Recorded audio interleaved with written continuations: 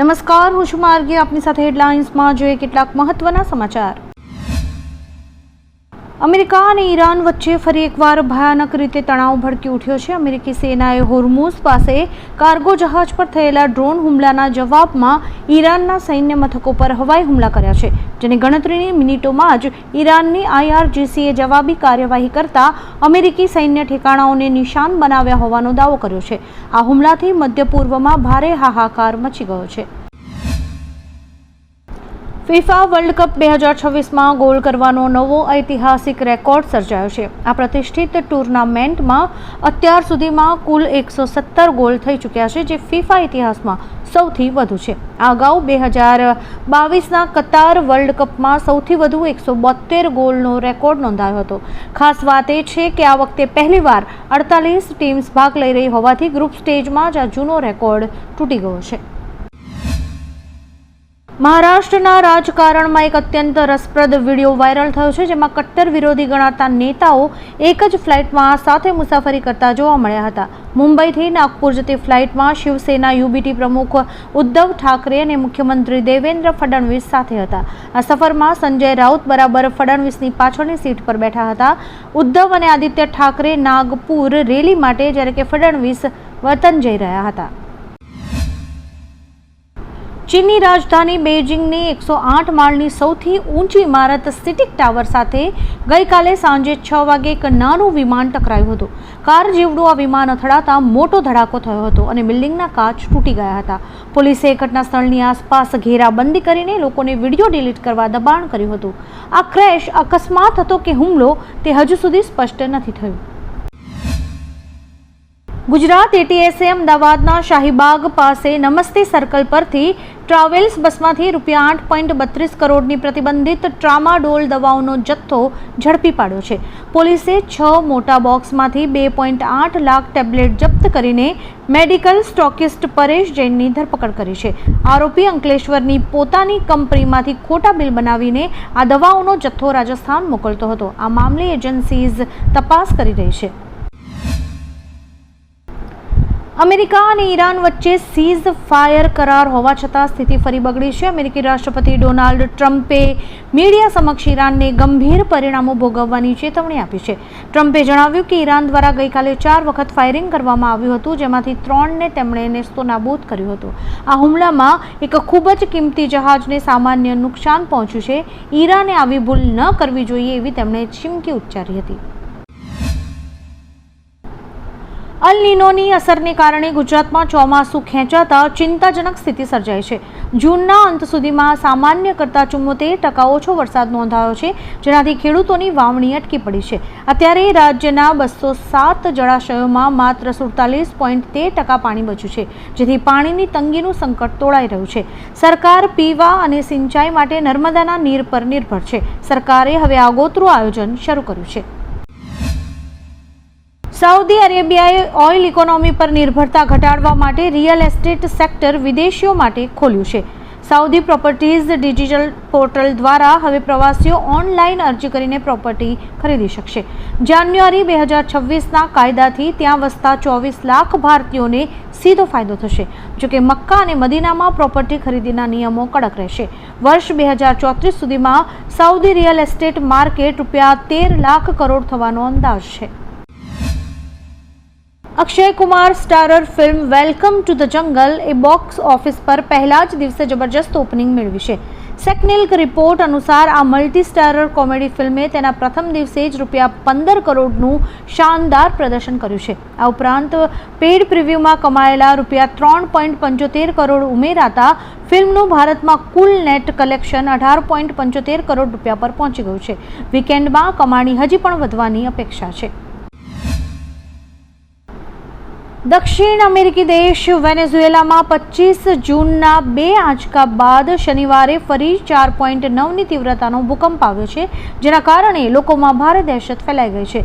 શનિવારે આવેલા ભૂકંપમાં કોઈ જાનહાનિના અહેવાલ નથી, પરંતુ અગાઉના ભૂકંપમાં મૃત્યુઆંક વધીને 920 થયો છે. આ આપત્તિમાં 3360થી વધુ લોકો ઘાયલ થયા છે અને 51,700થી વધુ લોકો હજી પણ ગુમ હોવાથી રાહત બચાવ કામગીરી સતત ચાલુ રખાયું છે. વડોદરાના વાઘોડિયા રોડ પર 26 જૂનની મોડી રાત્રે ગાર્મેન્ટના એક વેપારી પર બાઇક સવાર 2 શખ્સોએ ફાયરિંગ કરતા સનસનાટી મચી ગઈ છે. મૂળ દિલ્હીનો આ યુવક કાર લઈને જઈ રહ્યો હતો ત્યારે હુમલાખોરોએ ઓવરટેક કરી તેના ખભા પર ગોળી મારી હતી. ગંભીર રીતે ઇજાગ્રસ્ત યુવકને ખાનગી હોસ્પિટલમાં ખસેડાયો છે. ડીવાયએસપી પીએન પાટીલના જણાવ્યા મુજબ સીસીટીવી ફૂટેજ અને અલગ અલગ ટીમ્સ બનાવીને તપાસ શરૂ કરાઈ છે. એનસીઈઆરટીએ દ્વારા ધોરણ 9ના સામાજિક વિજ્ઞાનના પુસ્તકમાંથી બંધારણની પ્રસ્તાવના હટાવી દેવાઈ છે, જેમાં સમાજવાદી અને બિન સાંપ્રદાયિક જેવા મહત્વના શબ્દોનો ઉલ્લેખ નથી. નવા ફેરફાર મુજબ પુસ્તકમાં લોકશાહીના સૌથી મોટા પડકાર તરીકે ઇમરજન્સી પર એક અલગ વિભાગ ઉમેરાયો છે. જોકે પુસ્તકમાં બંધારણના નિર્માણ, લોકતાંત્રિક સંસ્થાઓ અને મૂળભૂત અધિકારોની ચર્ચા યથાવત છે. અભિષેક શર્માએ આયર્લેન્ડ સામેની પહેલી T20 ઇન્ટરનેશનલમાં વર્લ્ડ રેકોર્ડ બનાવ્યો છે. તેમણે 19 બોલમાં 50 રન પૂરા કર્યા હતા. તે આંતરરાષ્ટ્રીય T20 ક્રિકેટમાં 20 બોલ કે તેથી ઓછા બોલમાં 5 વખત અડધી સદી ફટકારનાર વિશ્વનો પ્રથમ ક્રિકેટર બન્યો છે. અભિષેક સિવાય કોઈ અન્ય બેટ્સમેન 4 વખત પણ આ સિદ્ધિ નથી મેળવી શક્યા. હવામાન વિભાગ દ્વારા આગામી 7 દિવસ સુધી ભારે વરસાદની આગાહી કરાઈ છે. સાયક્લોનિક સર્ક્યુલેશન એક્ટિવ થતાં દક્ષિણ ગુજરાત, ઉત્તર ગુજરાત અને સૌરાષ્ટ્રમાં ભારે વરસાદની આગાહી કરાઈ છે, જ્યારે કે અમદાવાદમાં ગરમી યથાવત રહેવાની શક્યતા વ્યક્ત કરાઈ છે. હવામાન વિભાગ દ્વારા સતત આગાહીઓ કરાતા ખેડૂતોમાં ખુશીની લાગણી છવાઈ ગઈ છે. માહિકા શર્મા અને ક્રિકેટર હાર્દિક પંડ્યાનો એક ફોટો વાયરલ થયો છે. અનુમાન છે કે માહિકા અને હાર્દિકે ખાનગી રીતે લગ્ન કરી લીધા છે. ફોટોમાં માહિકાની માંગમાં સિંદૂર અને માથા પર લાલ રંગની બિંદી જોવા મળી રહી છે, જ્યારે કે હાર્દિકના કપાળ પર પણ તિલક કરેલું જોવા મળી રહ્યું છે. ફોટામાં બંને માહિકાની મા સાથે પોઝ આપતા દેખાઈ રહ્યા છે. જોકે આ વિશે હાર્દિક અને માહિકાએ હજુ કોઈ સત્તાવાર પુષ્ટિ નથી કરી. હવામાન વિભાગે આજે દિલ્હી, બિહાર સહિત દેશના 24 રાજ્યોમાં ભારે પવન સાથે વરસાદની આગાહી કરી છે, જ્યારે કે કેટલાક રાજ્યોમાં કરા સાથે વરસાદની સંભાવના વ્યક્ત કરાઈ છે. હવામાન વિભાગ અનુસાર આગામી 3 થી 4 દિવસમાં ચોમાસું મધ્યપ્રદેશ, ગુજરાત, છત્તીસગઢ, ઝારખંડ, બિહાર, ઉત્તર પ્રદેશ અને ઉત્તરાખંડના કેટલાક વિસ્તારોમાં આગળ વધશે, જ્યારે કે ઉત્તર પ્રદેશમાં 27 જૂનના રોજ ભીષણ લૂ અને 28 જૂને વરસાદની આગાહી કરાઈ છે. કેન્દ્રીય ગૃહમંત્રી અમિત શાહ આજથી ગુજરાતના પ્રવાસે છે. પ્રવાસ દરમિયાન તેઓ સવારે ગાંધીનગરમાં ભારત ટેક્સીના શુભારંભ કાર્યક્રમમાં હાજરી આપશે, જે બાદ તેઓ સર્કિટ હાઉસ ખાતે જિલ્લા વિકાસ અને મોનિટરિંગ કમિટીની બેઠક યોજશે. સાંજે તેઓ શાહીબાગ ખાતે વૃક્ષારોપણના એક કાર્યક્રમમાં હાજરી આપશે. રાણીપમાં આયોજિત લોક દરબારમાં પણ તેઓ ઉપસ્થિત રહેશે. હૈદરાબાદમાં અમેરિકી વાણિજ્ય દૂતાવાસ પાસે એક રસ્તાનું નામ ડોનાલ્ડ ટ્રમ્પ એવન્યુ રખાતા રાષ્ટ્રપતિ ટ્રમ્પે તેલંગાણા સરકારનો આભાર માન્યો છે. ટ્રમ્પે સોશિયલ મીડિયા પર ખુશી વ્યક્ત કરતા કહ્યું કે આ રીતે સન્માનિત થનાર તેઓ પ્રથમ અમેરિકી રાષ્ટ્રપતિ છે. તેલંગાણા સરકારના જણાવ્યા અનુસાર આ નામકરણ ભારત અને અમેરિકા વચ્ચેના મજબૂત રાજદ્વારી સંબંધો તેમજ હૈદરાબાદની વૈશ્વિક ઓળખનું પ્રતીક છે. પાકિસ્તાનમાં ભૂકંપનો આંચકો અનુભવાયો છે. આ ભૂકંપની તીવ્રતા રિક્ટર સ્કેલ પર 5.4 માપવામાં આવી હતી. ભૂકંપના આંચકા અનુભવાતા લોકો ઘરની બહાર દોડ્યા હતા. બારખાનથી ઉત્તરમાં ભૂકંપનું કેન્દ્ર બિંદુ નોંધાયું છે, જોકે જાનમાલના નુકસાનના કોઈ જ અહેવાલ નથી. અમરેલી જિલ્લામાં માત્ર 24 કલાકમાં 3 સિંહ બાળના મોતના આઘાતજનક સમાચાર સામે આવ્યા છે. સૌથી ચોંકાવનારો કિસ્સો દલખાણીયા રેન્જનો છે, જ્યાં 6 થી 7 મહિનાના સિંહ બાળની હત્યા કરાઈ હોવાની શંકા છે. આ ઘટનાથી વન વિભાગની પેટ્રોલિંગ વ્યવસ્થા સામે ગંભીર સવાલો ઊભા થયા છે. સ્થાનિક આરએફઓ પર મોડા પહોંચવાનો અને મામલો દબાવવાનો આક્ષેપ થતા અધિકારીઓએ સેમ્પલ મેળવીને તપાસ હાથ ધરી છે. અયોધ્યા રામ મંદિરના દાનપાત્રમાંથી ચોરી મામલે બાગેશ્વર ધામના ધીરેન્દ્ર કૃષ્ણ શાસ્ત્રીએ આરોપીઓની સરખામણી રાવણ સાથે કરીને આકરી પ્રતિક્રિયા આપી છે.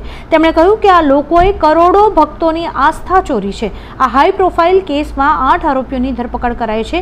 બીજી તરફ સંતોષ દુબે ટ્રસ્ટના વરિષ્ઠ હોદ્દેદારોને બચાવી માત્ર નાના કર્મચારીઓ પર જ એક્શન લેવાનો આક્ષેપ કર્યો છે.